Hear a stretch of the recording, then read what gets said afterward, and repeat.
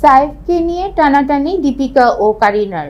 বলিউড অভিনেত্রী দীপিকা পাড়ুকোন বলেছেন, প্রেমিকের সঙ্গে সব ছবিতে অভিনয় করার ইচ্ছে খুবই অবান্তর। পরিচালক সব দিক বিবেচনা করে আর ভেবেচিন্তে চরিত্রের জন্য উপযুক্ত অভিনেতাকেই বেছে নেন বলেও জানান তিনি। এর আগে 2009 সালে সাড়া ফেলেছিল ইমতিয়াজ আলীর সিনেমা লাভ আজকাল।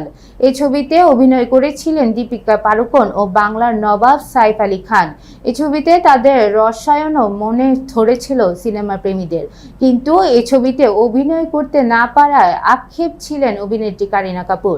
তা নিয়ে বিতর্ক কম হননি। সে সময় সাইফের সঙ্গে সম্পর্কে ছিলেন কারিনা। বিস্তারিত দেখুন টেক্সট রিপোর্টে। দীপিকা অভিনীত চরিত্রটি হাতছাড়া হয় গণমাধ্যমেও ক্ষোভ উগরে দিয়েছিলেন কারিনা কাপুর। এমনকি এক অ্যাওয়ার্ড অনুষ্ঠানেও এ কথা বলেছিলেন তিনি। বিষয়টি সেই সময় ভালোভাবে নেননি ছবির পরিচালক ইমতিয়াজ। পরে এক সাক্ষাৎকারে কারিনার আক্ষেপে দীপিকা মন্তব্য করেছিলেন, আমি এ বিষয়ে কিছুই জানি না।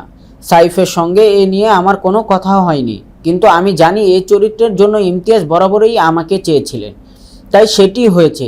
দীপিকা আরও বলেন, প্রেমিকের সঙ্গে সব ছবিতেই অভিনয় করার ইচ্ছুক খুবই অবান্তর। পরিচালক সব দিক বিবেচিন্তে চরিত্রের জন্য উপযুক্ত অভিনেতাদের বেছে নেন। এই অভিনেত্রী বলেন, আমি কখনোই আশা করি না যে ছবিতে অভিনয় করব, সেখানে আমার প্রেমিককে সহ অভিনেতা হিসাবে পাবো। এটি হাস্যকর।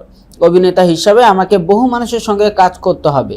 পরিচালক তার চরিত্রের কথায় মাথায় হাত রেখেই অভিনেতা নির্বাচন করেন, তাই আমার সব ছবিতেই সহ অভিনেতা হিসেবে আমি প্রেমিককেই পাবো। এই ভাবনা খুবই হাস্যকর এবং অবান্তর।